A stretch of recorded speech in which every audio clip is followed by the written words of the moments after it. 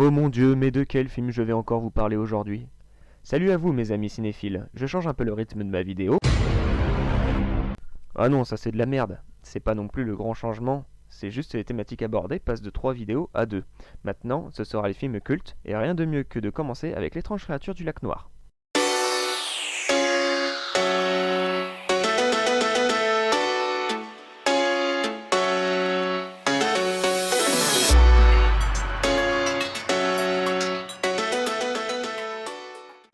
L'étrange créature du lac noir est un film fantastique américain réalisé par Jack Arnold, sorti en 1954. Ouais, ça fait loin. Bref, voyons 5 faits sur ce film.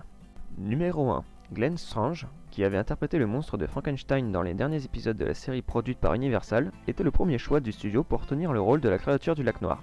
L'acteur refusa le rôle, le script présentant trop de scènes se déroulant dans l'eau. Donc lui, il est comme les chats, il aime pas l'eau. Numéro 2. Deux acteurs ont interprété celui qu'on surnomme l'homme aux branchies. Ouais, c'est nul comme nom, mais bon. Dans l'étrange créature du lac noir. En effet, Ben Chapman jouait toutes les scènes se déroulant sur la terre ferme, tandis que Rico Browning, pas Browning, le doublait sous l'eau. Ce nageur olympique devait retenir son souffle plusieurs minutes car il n'y avait pas de réservoir à oxygène dans le costume, comme ce fut le cas plus tard dans les deux suites du film. Par ailleurs, les deux acteurs n'ont pas été crédités au générique pour faire croire à l'existence d'un vrai monstre. Maintenant, je pense que ça marcherait moins. Numéro 3. Dans une scène de l'étrange créature du lac noir, la créature et le personnage interprété par Julie Adams improvisent un ballet sous l'eau dans lequel, par moments, la comédienne est montrée du point de vue du monstre.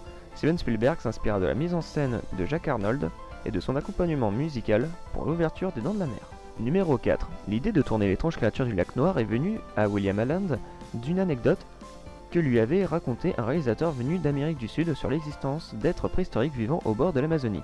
Le producteur développa alors l'histoire de cette créature mi-homme mi-poisson, un chaînon manquant dans l'évolution des espèces qui avait survécu inchangé malgré le passage du temps. Numéro 5. L'étrange créature du lac noir a été tournée pour être projetée en 3 dimensions.